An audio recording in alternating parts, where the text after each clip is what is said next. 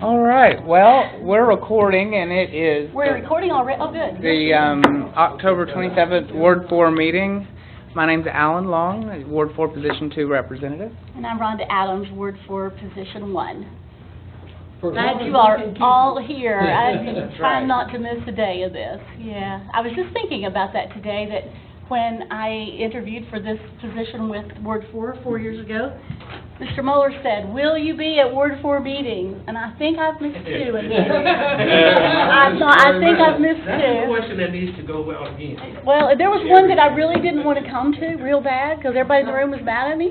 But I came in a little late, but yeah, the Ward 4 meetings have been very interesting and very good, and the participation by the people has made a difference in my list. I told you all 4 years ago, I didn't run for this position to create laws or to write legislation or to see what we could do to add on to our ordinances and all, but I came to listen to people and to be a part of the community and to represent people as best I could, and it's been a lot of fun. And I've never seen my opponent. I had only one opponent, Ray Boudreaux.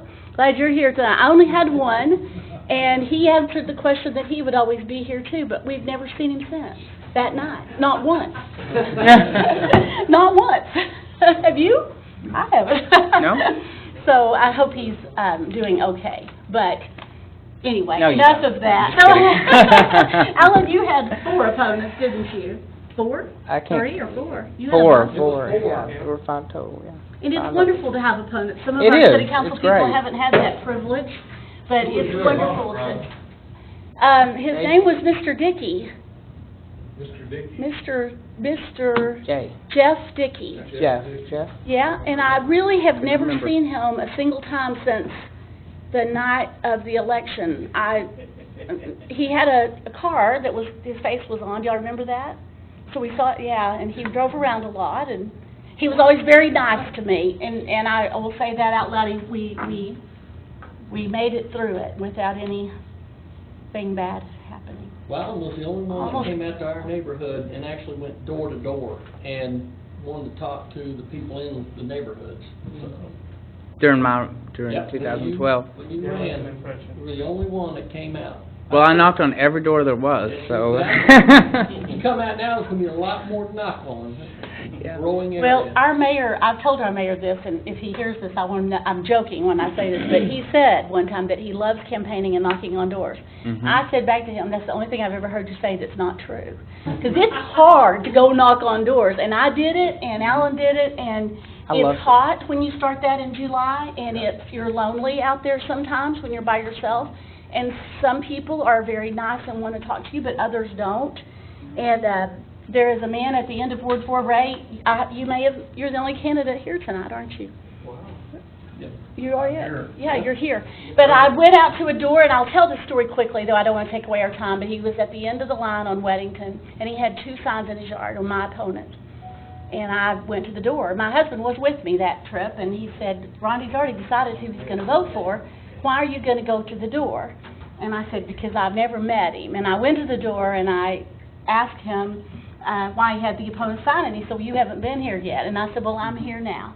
I'm pretty sure he voted for me. I'm not positive. But I call him pretty often to say hi and just to see what he has on his mind and what's going on. And so that the knocking on doors is really hard, but it's also very wonderful to meet people and know who lives in that house and what their issues are in our ward. So I'm glad you're doing that too, Ray. I know you are. Well, I am, but today I took the day off, and I mowed the yard. For the last time, baby. Right, it's my birthday, and so it was a great... Oh. Well, Happy birthday. you know, Just a note on mowing the yard. It may be your last time to mow the, and you never know. If you win, it may be the last time. You'll hire somebody to do that after. Yeah. But Yeah. congratulations on another birthday, Ray. Yeah. That's very nice. So Ward 4 meeting is the last Monday of every month. You'll probably, my birthday's the first of the month, so I never had to do a Never had ward to do meeting. that. Did you, have you? Had a Had ward to. meeting on your birthday? No, actually, I haven't. Not No, yet. not yet. It'll happen. Well, tonight we had, just wanted to talk about some neighborhood issues and let y'all kind of be the focus of the conversation.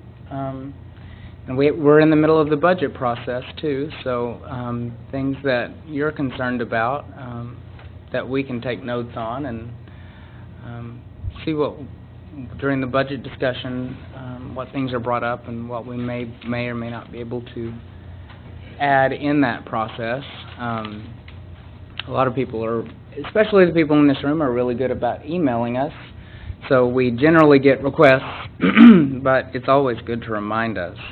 And you brought a really good printout, I know, of one. I know I've emailed those to you, so. Thank you for bringing them. Yeah, and that's the email, those pictures are the email I sent you the other day, Rhonda. Yes, I mean, the traffic problem out on Salem has gotten a little better, but I mean, you'll see the pictures there. There are people that still park at the no parking signs.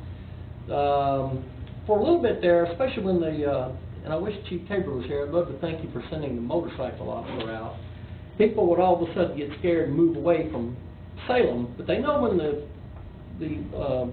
law enforcement's not there, they get right back out there on Salem, block it, you can't get through, and you'll see one where there was a problem with a cement truck trying to get through. So if there's any way we can budget to widen maybe Salem, put a turn lane in there somewhere, or put some more additional no parking signs, especially on the south to north. And that will force people into all those parking spaces in the school and the softball complex, which are not being used. so will you remind me, when we worked on this before, why we didn't do that then? We were Everybody afraid keeps of... saying it's budget. Now, they did come out and put the no parking signs up. This past week, they have installed some new crosswalks, so I was very happy to see those. They've completed the sidewalks along Salem from Gypsum to Ica, and have started right across from the softball complex along Salem there. It's on the west side, and they've got an area that was a section that was missing. And I know that the two bridges are under design, which will complete a sidewalk all the way down from McLaren all the way down to the school. McLaren, is that... McLaren, yeah, there's a couple of sections missing out of there, but they're going to need bridges to cross over Clabber Creek. And I know that those are under design. And I know that the city is working on them, because if you look up here on the map, I know that pink is the areas that are under concern. Okay, this section here is now complete. And these are the sections that... Return this out. Yeah, let's try that. You're talking for primarily North Salem, Holcomb to... Yes, sir. The Holcomb area. Yeah. This section was just completed, and it was these sections up here which just recently got put in, and they've also completed the missing sections of sidewalk on Ica to Raven and Gypsum to Raven. But what's still missing is about 150 meter thereabouts section of sidewalk from right where the school property ends all the way down to Raven. And then they were also at one time, because I've been here before, and I'll tell you because I bug him about it constantly. I know as part of the START discussion, they were supposed to come in and complete the sidewalk that runs right beside 2851 Pyrite and connect it into the parking lot, and that's part of the pictures, so the kids don't have to walk over that berm, especially in bad weather, or take the long way around, come up Pyrite, then go down Crystal to get to school. And I mean, I've lived in that neighborhood for 13 years, and I've been working on this maybe for about 9 of it, trying to get at least that done. And now that we have the new neighborhood, the Crystal Springs, I think this would be part 3 over here. Matter of fact, y'all were very good in keeping Crystal from going straight over to Dean Solomon by getting those turns in there to keep. But it's still it's a drag strip. I've got a deputy sheriff that lives up here on Raven, and he's actually made a couple of traffic stops. The motorcycle officer has actually been out there in the mornings and the afternoons, because I've actually gone up and talked to him and thanked him for being there. And that's kind of helped. But speed tables on Crystal would be great for the safety of the children. I mean, there's speed tables all over the eastern part of Fayetteville. we need some out in the western part, especially there on Crystal.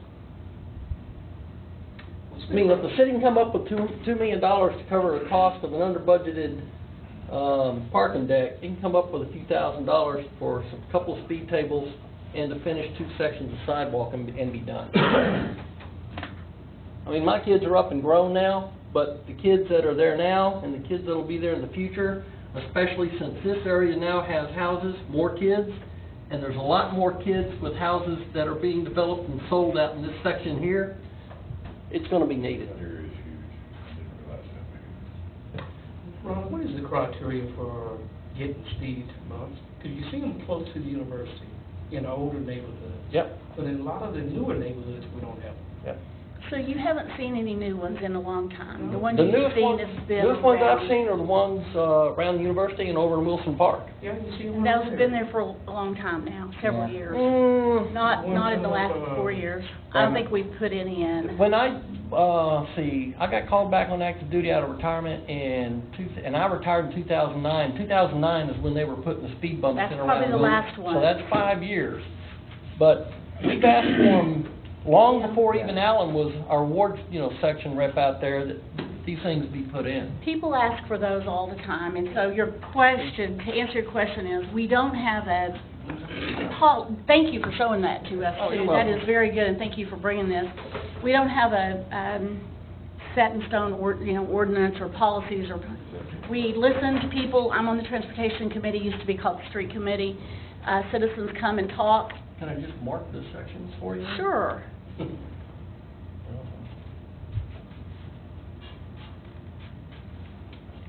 Circle it. Oh, they can be better. I did that to Alan's start map that one night, too. Mhm. So we hear from particularly the fire department. We don't have a representative of the fire department here tonight, which is unusual. Yeah. But we hear from the fire department, emergency vehicles, ambulances, that speed tables they can be a problem for emergencies.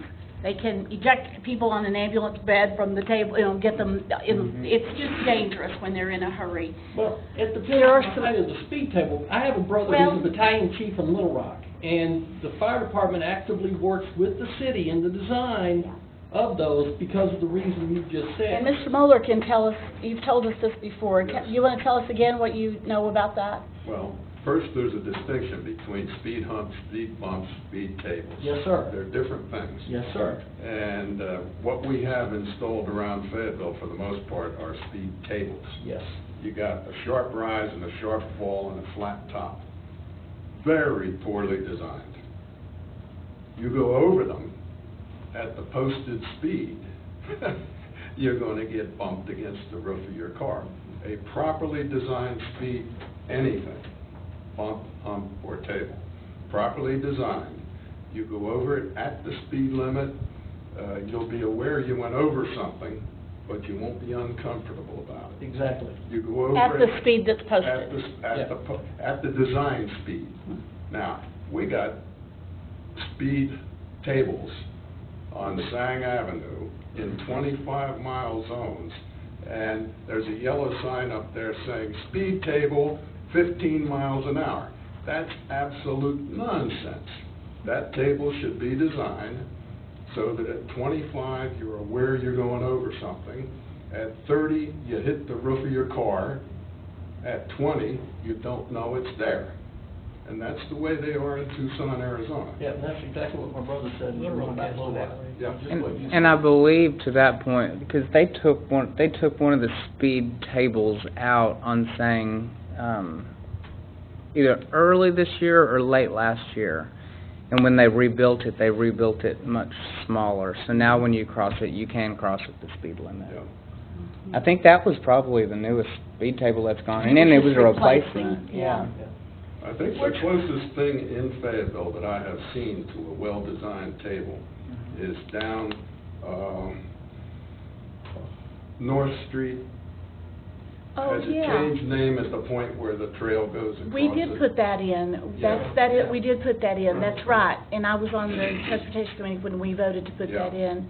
And we used some equipment and all that was like some lights that were left over from another project. We we scrimped but turned it into a very nice, yeah, things for a minute. Beverly had to comment on that. Yeah, I just wanted to point out that based on what I looked at today, the agenda for the Transportation Committee this week has agenda item for review of the traffic calming policy. Yes. Basically in the city. That's right. Because there has been an unwritten policy, I would say, or maybe it is written, but I mean, it's certainly a policy that's been followed to not use traffic calming in traditional sense of speed tables, humps, what have you, as opposed to like street narrowing, that kind of thing. But Some other traffic calming Some other- buttons that you can put down, some, you know, you see the things that stick up, what do you call those? Rumbles? Yeah, the buttons that go on the ground that are about a foot across, and I'm not a street designer, but yeah, I mean, there are all kinds of traffic calming devices that cities try to use that are not permanent and that don't hinder emergency vehicles when they're trying to go fast or trying to get through. So yeah, we are discussing that tomorrow night. I saw that on the agenda too. It's something, we have been just saying we didn't have the money to do it in many cases, Wendell, to your point, but I'm glad we're gonna come up and look at that tomorrow night, and your pictures will all come at a good time printed out. Thank you for doing that. We'll look at that more closely. Good point. I think there's a lot of demand throughout the city for traffic calming, which is part of the issue that you do one, you do them all, or you do none, you don't get criticized by the people who don't want them and the people who didn't get them that wanted them. So that's understandable, and then it is money. But it sure would be nice if there was a way to prioritize where, you know, the areas where it would have the greatest impact, but it would be appropriately designed to not be just more of a hindrance and annoyance, you know, than an asset, because I certainly don't think that doing Gregg Street, you know, some sort of design like that, again, would be welcomed by anybody.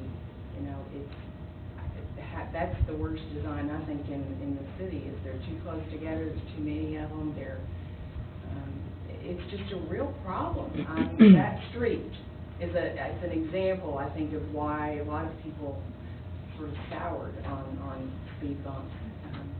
It's not very negotiable by anybody, really.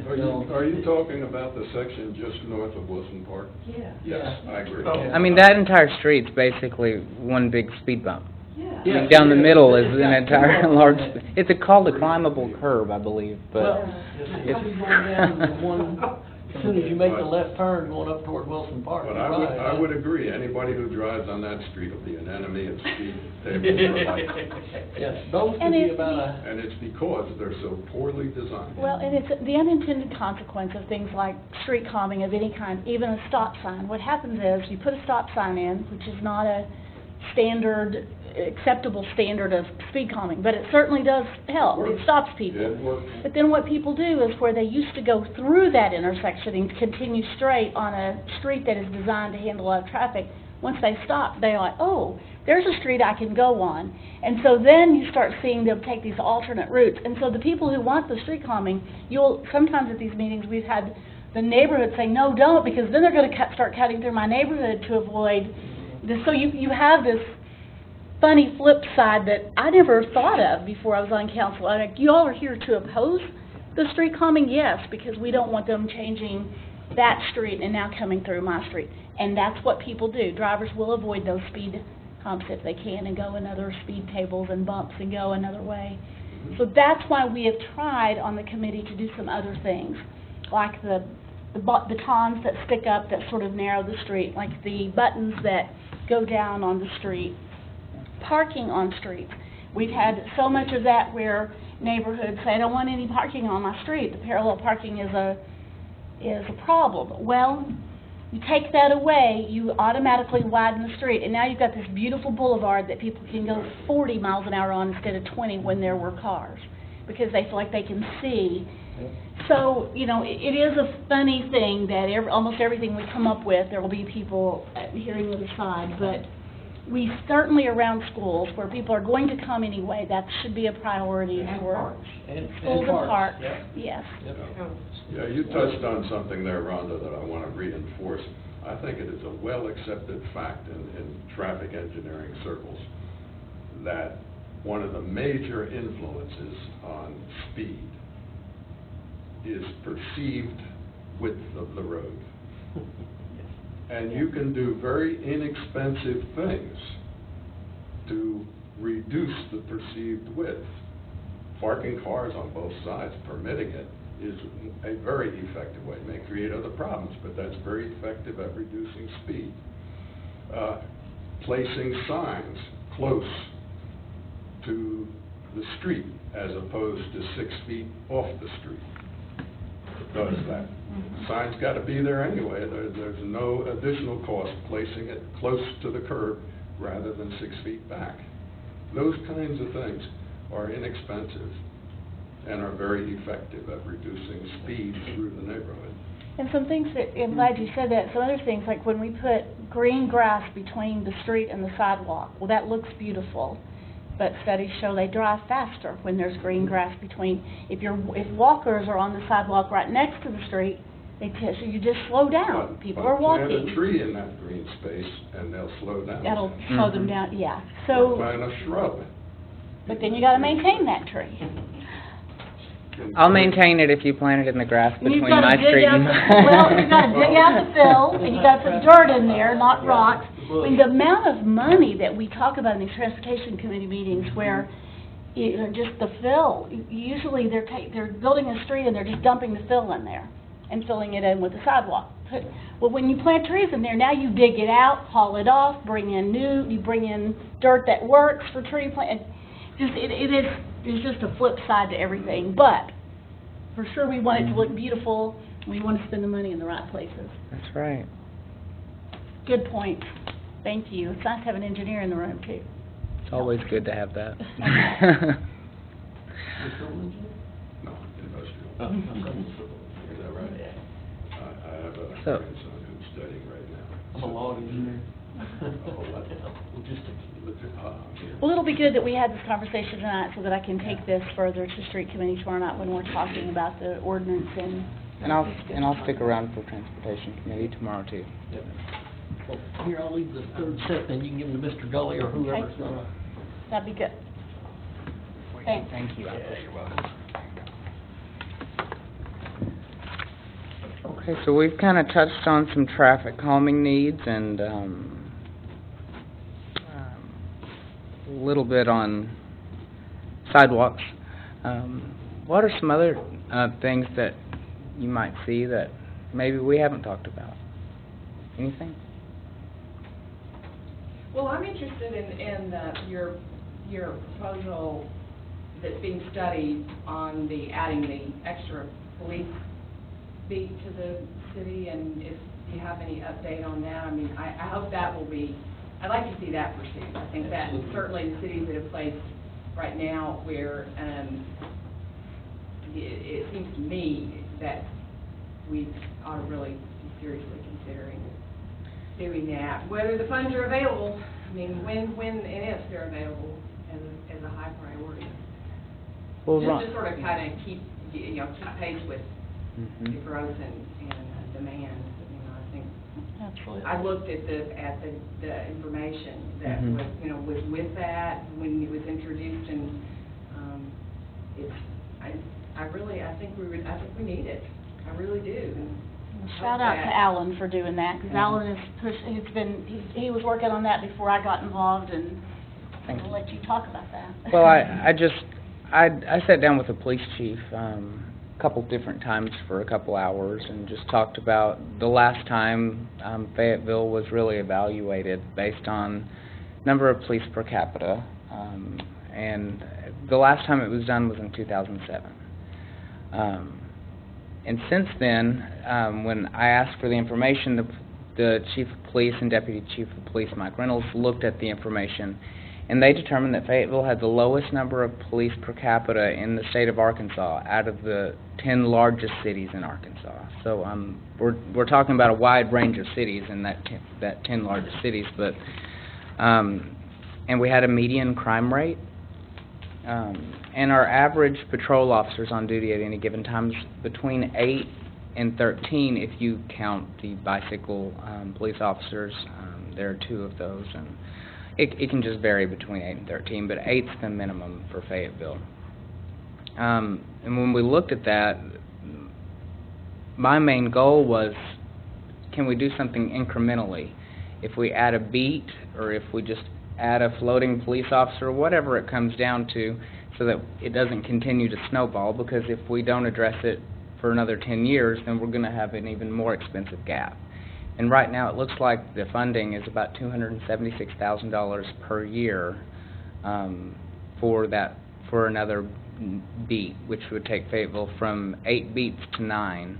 And what that would effectively do is just shrink the areas that the police officers patrol in, so that you would see more on the streets at all times.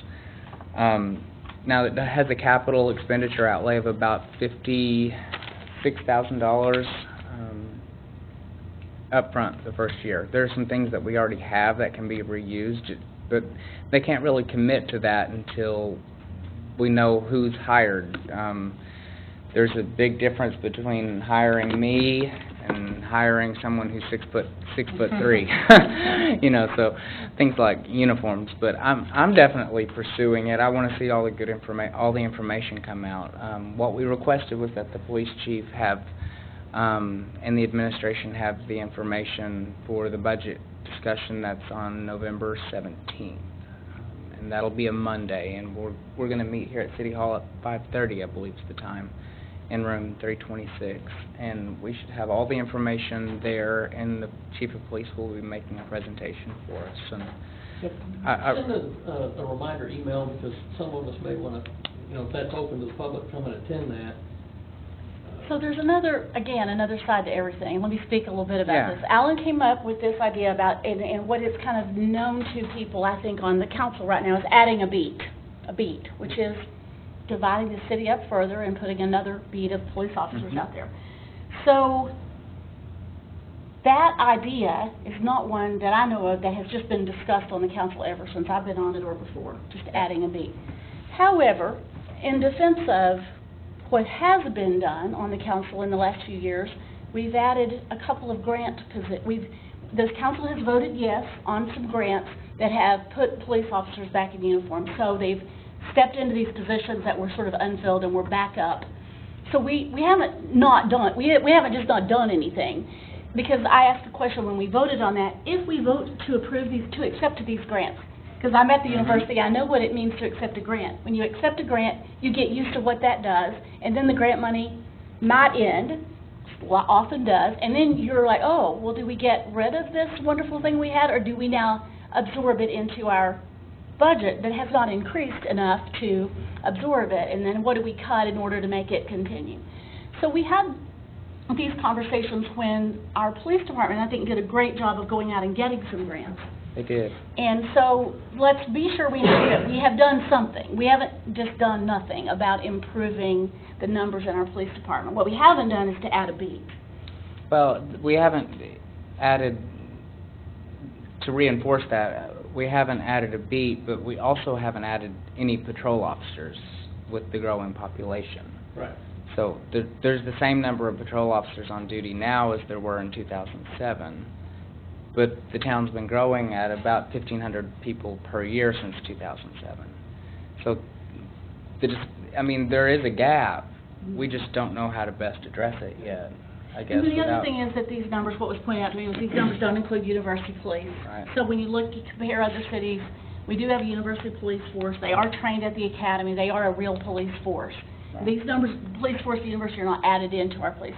We do get some, I think, very good benefit. We get some problems too, jurisdiction and who do you call when you need help and all that. We've discussed that at Ward 4 meeting lots of times. But let's not forget that we do have that too.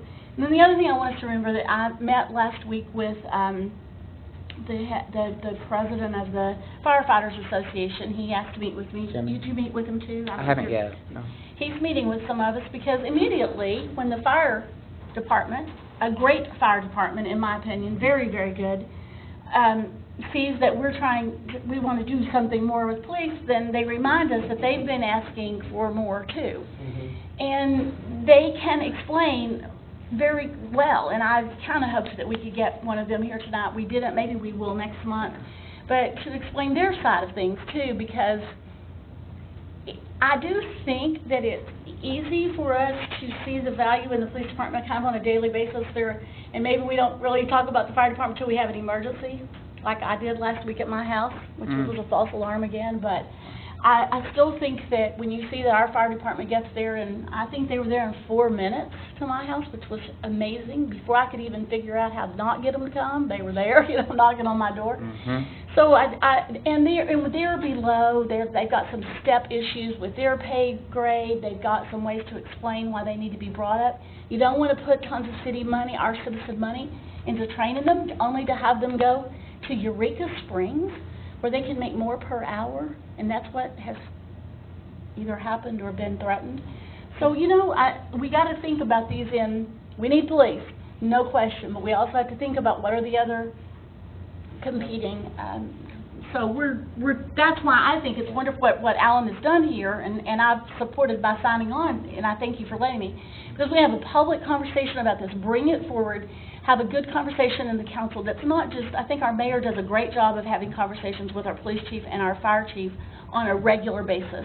And they will tell you that. They would sit here and say, we have open communication, open door, regular meetings, great communication with our mayor. And I want to see this be brought to people so that the people can say, well, how many positions, how long has it been since we added uniforms to the streets? How many firefighters are we potentially losing after we've paid to train them? That really bugs me. If we're going to pay to train them, we want them to stay here.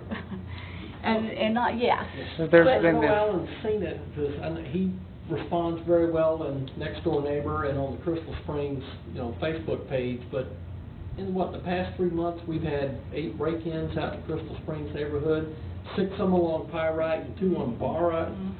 I mean, and unless there's a complaint, we don't really see an officer on patrol out there, except for maybe the deputy sheriff that lives out there and drives his vehicle in and out of the neighborhood, if you want to count that. But, I mean, the last time I saw one up on my street, they were doing a welfare check on one of my neighbors, and that was 3 weeks ago, and that's really been, and I'm not including the motorcycle, which I'm glad he's now out there at Holcomb. He can be out there a little more, but yeah, we just, there's been an increase in crime out in Crystal Springs neighborhood lately, especially at night.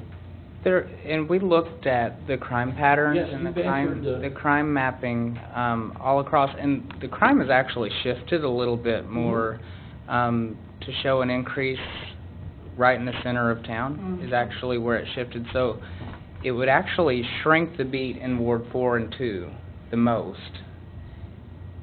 And that's kind of where you would see it. But I think that, like you said, the 8 break-ins in Crystal Springs is kind of consistent with what we've seen in a lot of the areas along the corridor close to the expressway. I know on Sang we had in 1 week, I think there were 8 or 9 in that 1 week time period that people called me about it. And I realize it's a lot busier on College than it is out maybe in my neighborhood, but today within a 30-minute period when I was running errands up and down in this 13 police cars, SUVs and the sedans, send one of those out west, I wanted to ask, yeah, you Deborah. mentioned the U of A. Have they increased their force numbers as they increase their population? We haven't been given that information yet, but it is one of the questions that I'd have to ask. That would certainly be part of the bigger picture, if they are there to help with some of the campus increase issues that come with that, then it would be interesting to know if they've increased their force numbers. That's a really good point, because I know I went on a ride out with the police department one night. I was with Officer Anderson, and he was what they called the convenience officer for, I can't think of the name of that apartment complex. It's the huge one with right on the other side of the baseball. Crown. The Crown Apartments. Officer Anderson was living at the Crown at the time, and he was their convenience officer. And when a party was called in. At the time, the university had the Crown rented out 100% capacity. But it was one of our officers that responded to the call and not the university's officers that responded to the call. So, I mean, if I was in the car for it, just by chance that one time, I know that's happening quite often. Now, does But the university have a lease on those apartments? Because it Mhm. makes a difference, because having worked at the U of A, if it's university-owned property, and even though it may not exactly be on what we consider the campus, say like at the agricultural park, and then there's a couple other little areas, and like the radio station over here, if it's not technically deemed university property, they will not respond. right, and that was what I was getting to, is that at the time, that was when the big push for student housing was first starting, and we were seeing all these construction projects start, and they had actually, the U of A had, from what I've understood and what Mike Johnson and I talked about, the U of A had actually leased all the facilities they had available to put students in. So that was the example I was going to give, because there, and as Rhonda kind of was pointing out, and it's I'm glad you did, there's kind of been this dichotomy of discussion between, okay, we have these employees, do we give these employees raises this year, which is what we did last year, and without adding positions, or do we look at the growing population and at the same time increase city services to meet the number of people that are moving to the city, and by doing so, do we increase the tax base? You know, I don't know. These are just, it's just a conversation we have to have. Do we get pigeonholed into only being able to give raises, or are we able to do a little bit of both? You know, can we give some raises based on merit and hire a couple of those frozen positions back that people, I get calls all the time and emails, and I know Rhonda probably does too, about, you know, problems that people are having, but we can't address them because we don't have the staff to cover it. And so that's kind of one of the sticking points with me right now is, well, if my constituents are saying we don't have the staff to cover it, how can we fix that? Sounds like we need to hire a couple more people. Services equals people. Yeah. If we're going to offer the services. Say it every meeting, services equals Well, just be careful that we don't try to solve a problem by throwing money at it. Yes. Yeah. Good point. But And I want to mention something else along the lines of things that the city council has done. Several years ago, you passed an ordinance about false alarms, yes. right? And when it was passed, there was a large number of false alarms consuming a lot of time on the part of the police department, patrol officers. I really can't remember how long it's been, but in the several years since that was passed, that number of false alarms has gone down significantly, very significantly. Now, that's increased efficiency of operation. That generated more patrol time for these officers, which had the effect of adding some small fraction of a full-time officer to the force. Because that alarm that takes the police officer away from a fender bender and takes them immediately to a burglary. That's if right. it's false. But now we have one citizen in this room who had a fender bender who had very good stories to tell about how fast our police. You know, this is anecdotal evidence, but recently I had a fender bender, and I wasn't going to say who. I called.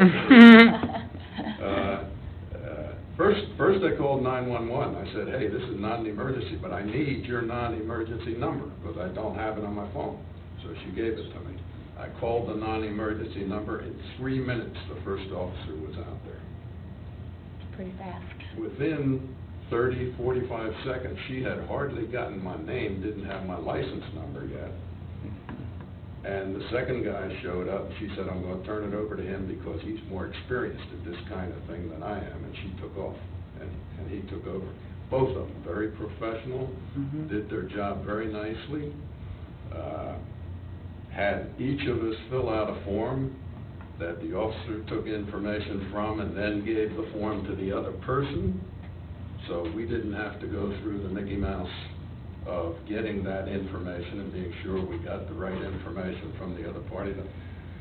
It was as pleasant an experience at fender bending as I could have had.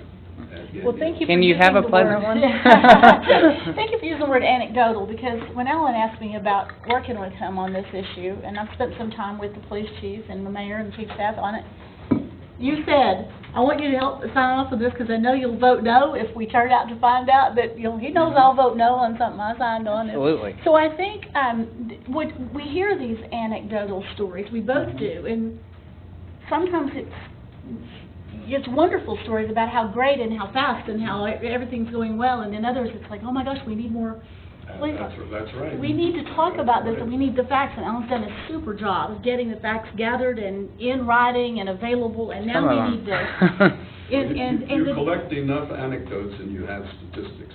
Well, and then you get the statistics to support the anecdotes, and I would like to say publicly that the chief of police, the mayor, the chief of staff have all said thank you. They're glad we're having this. They want, let's talk about it, because maybe we can't do something in this budget cycle, but what Alan has done here has got it out for us to consider for, you know how many times you hear in council meetings, the mayor will say something like, we've been talking about this issue since 2008. So now you all will be able to say, we've been talking about this issue since 2000. Maybe we'll do it next year. I'm not saying we won't. But I'm just saying I think it's a wonderful thing to get these stories out, backed by statistics and by facts, and count the university police. Good point, Deborah. Count the grant positions and count the dollars that it takes to add, and how many might we lose, and do the firemen need to also be brought into this? Absolutely. Firemen and women. When you talk about firemen, we think about fire. Someone said this to me the other day. Another citizen, I talked about the fireman conversation I had. The citizen said, we pay them to sleep. They have beautiful firehouses in this city. Why would anybody leave? Well, we have a female firefighter in this city. You shouldn't put, I don't think, 10 men and women in one room for sleeping. You've got to support these things that we ask people to do. You need sleeping quarters. They're out there mowing. Do you see about their mowing, pushing the mowers up there? They're not just sleeping, and they're available in 3 minutes if we have a fire, or 4 minutes, or whatever. So it's a much bigger issue than, do we have beautiful firehouses, and are they, divide their pay by 24 hours, or divide it by 16 and give them 8 hours sleep. Either way, they're not making much money out there, in my opinion. Oh, yeah, there's different certifications they gotta make. Absolutely. And they gotta do so many a year.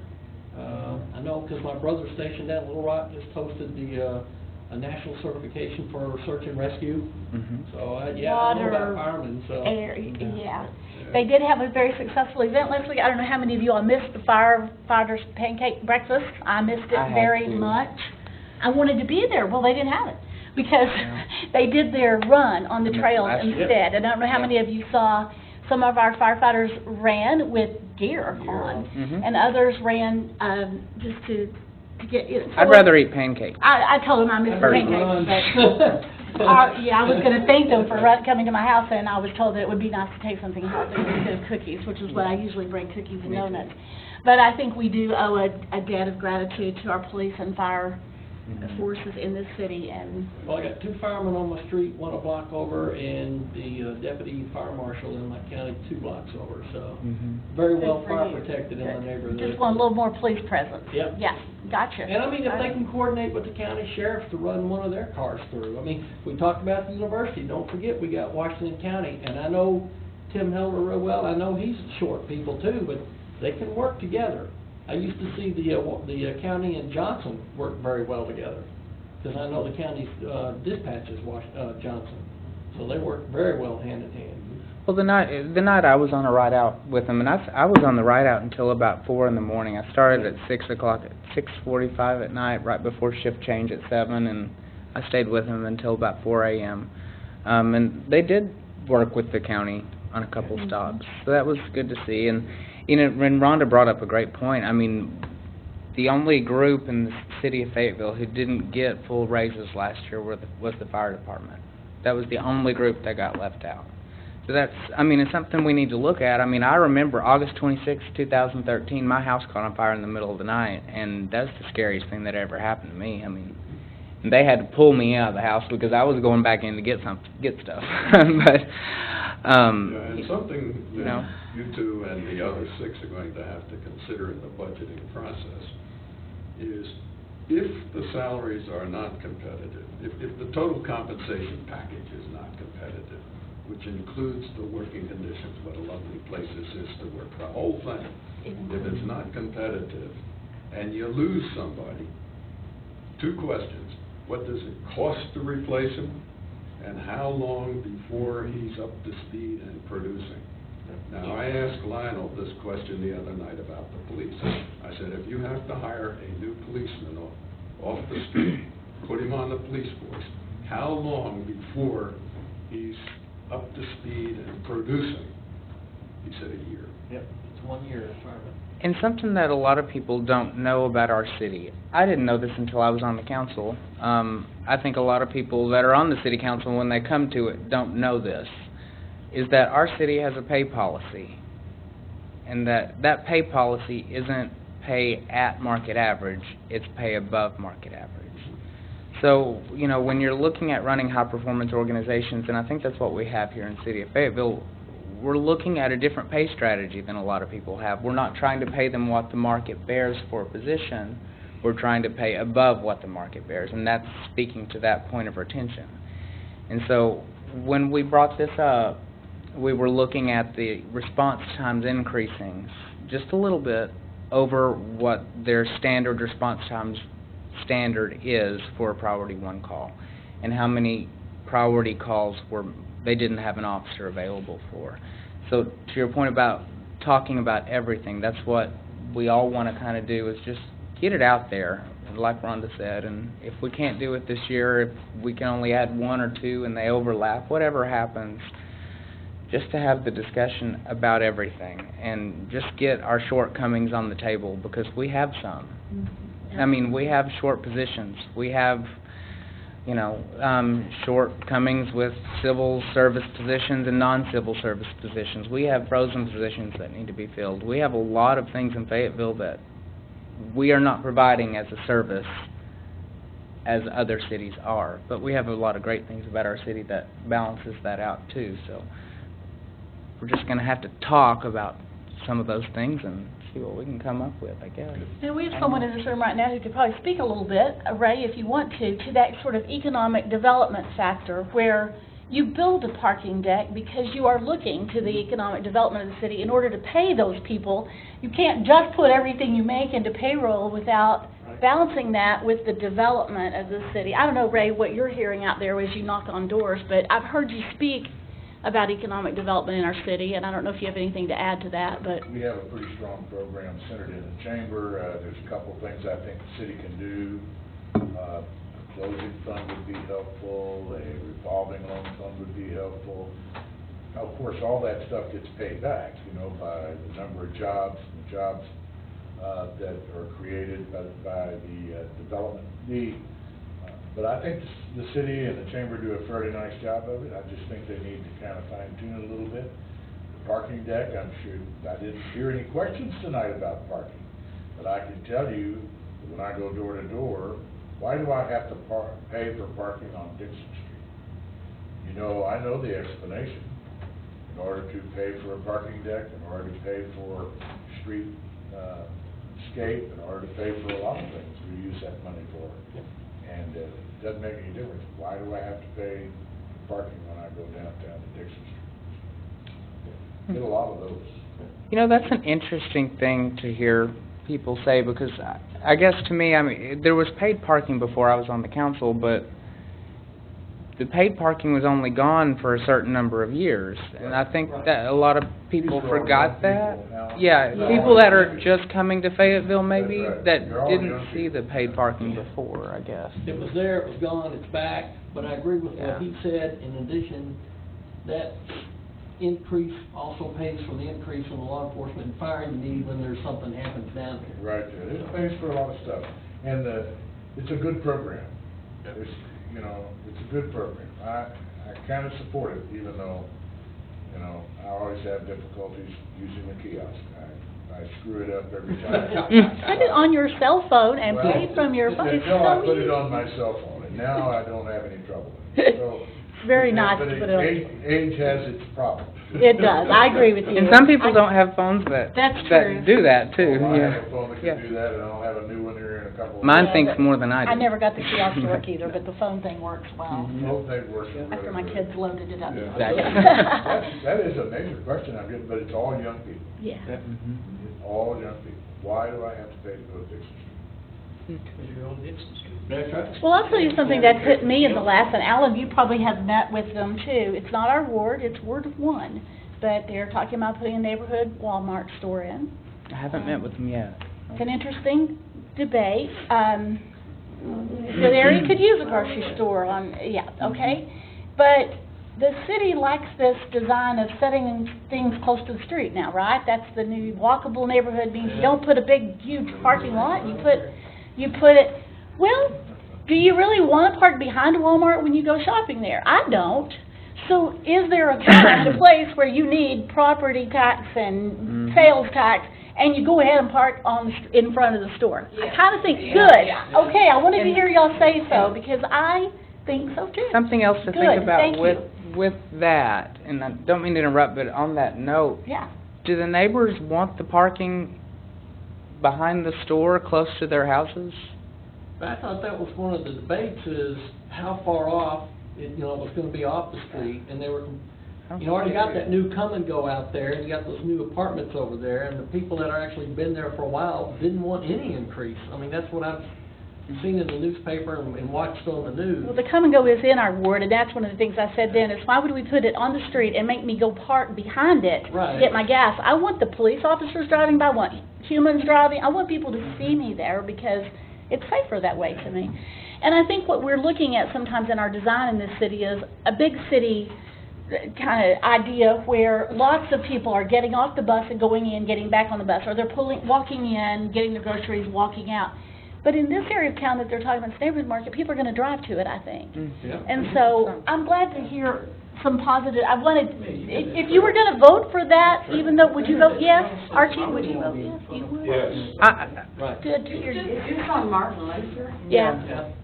So our city planners, Right there where Robert Going- Carlo is. too far. Well, and I have so much respect for them, and I love the idea of that on so many things, but I don't think this is a place where I'm going to be able to agree with them, but I wanted to hear y'all say this. Ray, do you have thoughts on that too? I think it's very important for us to remember that the city planners only do what's in the book. That's right. And so We make need the to book. change the book. And the problem is much deeper than just a city planner. They're They're just following here's what you all ask us to, yeah. And. They don't take it personal when we vote the other way.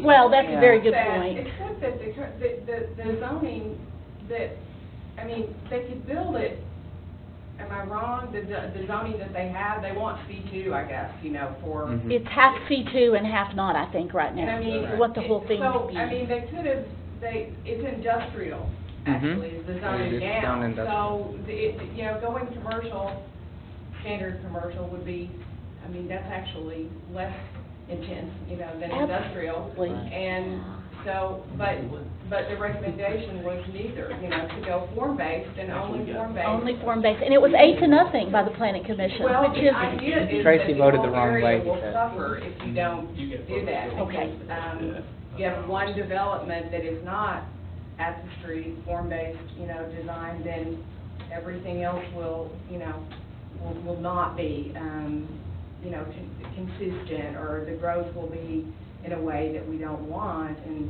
I think there's just there needs to be a little more flexibility there, that not every development needs to be, follow the form-based standard. It's great in some, consider the space, consider the, but yeah. there needs just a little more flexibility there, and Ray's right, that's, I think our 2030 plan encourages that. Our planners are doing what they believe is Mhm. the desire.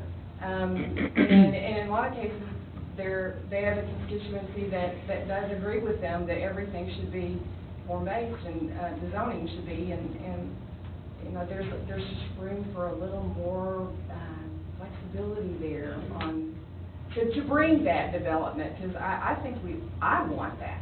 I really want that. neighborhood Walmart there, close to the downtown area and not have to rely on the IGAs and the older grocery stores. And I think it would just, to me, the Mill District would, that's just a great thing to happen there. in terms Well, of, I asked the Walmart representative to put us in a restroom for the people on the trail, which runs right by, a water fountain, some picnic tables that we can run in and get a deli sandwich and come back out and sit in covered He wrote it down. We'll see. I'll go for you if you'll do all these things. It's interesting that you say restrooms on the trails, Yeah. because up there in Rogers, it's at the exit, you see you get off the promenade, but you can look down, and they're actually building restrooms on the trails up in Rogers. They're very Mhm. expensive, and they Yes, cost a they lot are. to maintain. That's why I think Walmart should do it for us and Yep. maintain Oh, it. it's We'll pretty see. close. I asked, Pretty and I close was to the serious. impact fee. I've been talking about, Yeah, we yeah. talked about that when I first came on the council. They put me on the active transportation advisory board, and that was one of the first conversations. Some people in the audience came to the meeting, and they were asking for bathrooms on the trails, and it's so very expensive because you have to get water there, you have to get lighting there and electricity, and you have to maintain it, and you They have to need change some the police trash protection. and police Yeah. protection, and Well, and let me ask this keeps question. going and going. It's a When lot they of finally stuff. extend the Clabber Creek Trail from where it is now and run it across where it goes over to Dean Solomon and up and down, and it's gonna go right around the Gary Hampton softball complex. Right. There are restrooms there, it's lighted, the Mhm. police out there, you'll get your security. So why can't they, if there is a facility there, make it accessible for people that are using the trail? Yeah. Well, the Gary Hampton's the city facility, Yes. so it would be It's- open like, the same It's not hours open of other 24 city now. parks. No, neither are they at the dog Right. park. Right. The They're same closed. hours. It is, Exactly. it's a security issue. Oh, yes, I understand that. But, you know, people told me, like they did you, if you're running, you can't carry water easily. If you're riding your bicycle, you can, but to have a water, I think it's $5,000 or $6,000 to put a water fountain in. It It's is just very expensive, you know. It's, by the time they run the water to it and build Yeah. that and put I stuff use my in there. Camelback. So, yeah, because we were trying to get some donations for, we did get one, but anyway, restrooms open at Gary Hampton, that's a good, look, we can talk to them about that. Coming back to the Walmart thing, Yeah. the question, it seems to me that the city currently has some fairly stringent landscaping requirements. Mhm. And I think of the Target store and the other stores in that little strip where Target is over close to the mall. You drive along the access road that parallels the bypass at that point. Uh-huh. And if you're going east, on your left is this shopping center. There are quite a few trees lining the street, quite a few trees in the parking lot. It's not an ugly parking lot like the Walmart down on Martin Luther King. You can make it, Yeah. you can design it to, If the question is, should we let these guys park out front up on North College? My response personally would be, yeah, if they'll landscape it the way that shopping center over close to the mall is landscaped, and not like the one down on Martin Luther King. And some of those trees were 400 years old, that's why they, I mean, I remember that But battle. there's a- that was a battle, wasn't Yes, it? it was. Oh, you're right, though. But flexibility As an and- aside, I want to point out that those trees that were 400 years old, that lady went and sat in, Yeah. right? That was Well, nice. she went from there out to, I think it was California, and sat in a sequoia out there. Yep. And my son was part of her ground crew. Mhm. Small world after all, huh? Well, exactly what you're saying is design features, flexibility with what it is we're doing, consideration for economic development when it comes to property tax and sales tax, what it's actually zoned for, what they could do there versus what they'd like to do there.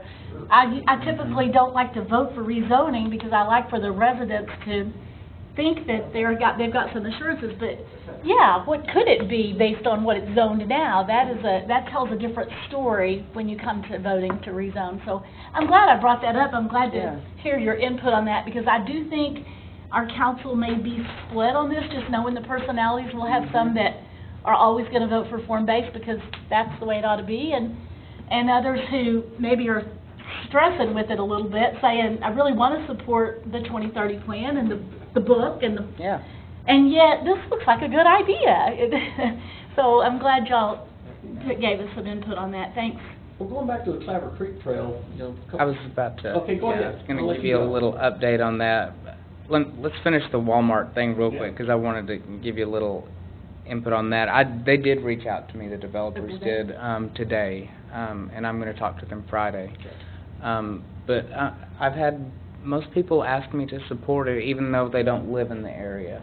So I plan at this point to support it. I do have some things to ask them for. I want the parking in the front, and that's what I was Good. pointing out before, because I don't think the neighbors want the parking behind the store. I really don't think they want the lighting behind the store. Light pollution's another thing to consider, along with landscaping too. So that's just my current view on the Walmart. But as far as the Crystal Spring, the trail in the Clabber Creek area, right now it's considered in a wetland, and we're working with the Army Corps of Engineers to actually be able to build a boardwalk. But the administration has told us that and we had it put in writing at the Active Transportation Advisory Board, that if they don't do the Clabber Creek Trail in this next upcoming year, then they will do the other side, the Salem Trail. Right. So we will get one of the other in Ward 4 in the upcoming year. Just, we don't know when. It's been a permitting issue for like 2 to 3 years now. Yeah, Well, you're a talking new- about the area between Ruckle Road and Salem, right? Right. Yeah. A new permitting issue came up about three or 4 months ago with the Corps, and so that's been an issue, and we can't use our credits from the Woolsey Prairie yet. So yeah, so that was just kind of my update on that, and that goes to transportation too. So I'm not sure what y'all have discussed on that yet. I know we'll I've heard talk an maybe update. tomorrow. I don't know. I have another bias I'd like to express, and that is, in any issue like this, I think the immediate neighbors ought to get 2 votes to my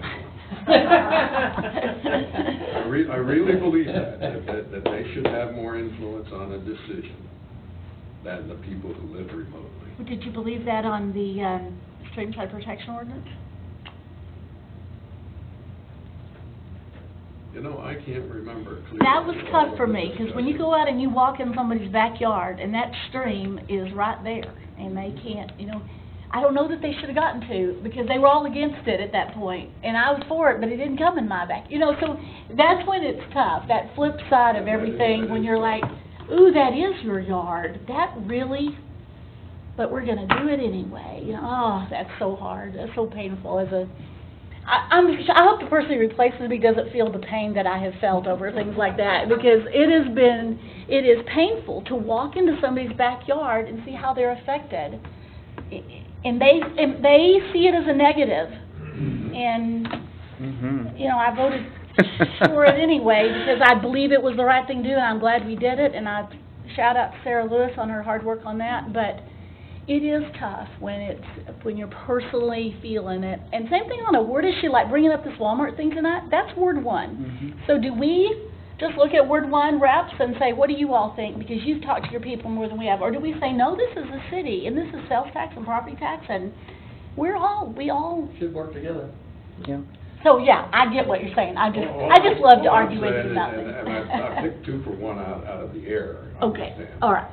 But you should listen to everybody, and I think more carefully to the immediate neighbors. And in this particular case, from what you've said, the neighbors don't want the parking in the back for various reasons, which is consistent with what other people are saying. So there's not a conflict there. It's tough. It is. It is something that I'll get to vote on this next election, and it's something I care about. Do you feel like you vote only for your ward issues? Is that certainly it's a priority, but you don't always necessarily vote with the people in the other seats of the council. Anyway, yeah. Well, I don't know, Too far. when it comes to Ward 4, I just generally, if I have a large amount of input from the people in Ward 4, I generally let them decide my vote. I just do. when I get the opportunity to represent, I feel like I should. But there's some issues like this Walmart thing, we're not going to get a large amount of input from Ward 4. But we got some here tonight. But, so yeah, that's good. we're just going to get a handful, and we just have to do the best we can with it. Well, in response to that question, I think you guys have a responsibility to the entire city. Yes. A primary Mhm. responsibility to Ward 4, but a Yeah. responsibility to the entire city. We're at large and representatives on our Yes. board. We've got the so- budget, and we've got constituents, so Mhm. that's why we wanted The to... 2030 plan, when will it be reviewed again? I mean, I think that some of these things that are just continually issues where there's a, you know, the plan, I know there were charrettes and everything Yeah. that reduced it to writing, but. Did we do that in 2010? Well, you know, The you may 2030 be right. plan? That's So maybe in possible. 20, we'll do the 40 plan? I don't know, it seems like there was a 2025 plan, you know, and then it became the 2030 plan, so. 35 years, I think it's. Is it 5 They- years? So I don't know if you do it I every should 5 know. years. It may be I don't- coming I up don't know. next year. I'll email you. I was talking with Jeremy about that. Just, you know, that might be the time when there needs to be some of those things evaluated that have been a constant struggle between, you know, that's our policy, and then you get bombarded with comments galore that don't want it. And there's a real Yeah. struggle there, and we need to have a better consensus, I think. Because rather not than one having person, policy. yeah, not one person asked a candidate at this forum for Ward 4, how do you feel about form-based zoning? So you're really Right. electing people, that's not, and yet zoning is something that surprisingly comes up. Well, when I Time. think when that was established as a policy, we didn't really have much to look at. People Yeah. didn't know what they were saying they wanted necessarily. It looks different on paper than in your, across the street from you in reality. And so there does a little bit more for people to say, I've seen this, you know, I like this about it, I don't like this, or, you know, whatever. There's a little bit more of something for people to say, I really do want this is where. Now that we've done. It's been built, Yeah. we've looked at it, we've lived it, and we like it. Mhm. So, that there's some areas like that that could be, when it's time to look at it again, it might be, Yeah. and the downtown master plan, I mean, that's, I'm just saying, I think that really needs to be, we need to go back to that and have more public input and see if that needs to be updated. Mhm. At this point, it's been a while, and give us a better consensus on a roadmap for downtown and the entertainment district. And Well, it's interesting you Very bring good that up, point. because you can look at the downtown entertainment district, and you'll see this on the map. It'll be this, it's this area that's circled as being part of it, and then you'll have a little piece of it over here, close to, like, for example, where Ecomwater Flats are. That's downtown general, but you've got a space to get to the rest of it, and then there's another piece of it over here on the other side of 71 Business, the and... downtown general, outside of the initial, you know, downtown general, downtown area, yeah. Mhm. Because there's no occupancy, not occupancy, density Mhm. limits on that, so. Yeah. But yeah, it's probably time, I think, to look at that. There was some talk a while back about University Heights and historical designation. Has that gotten anywhere?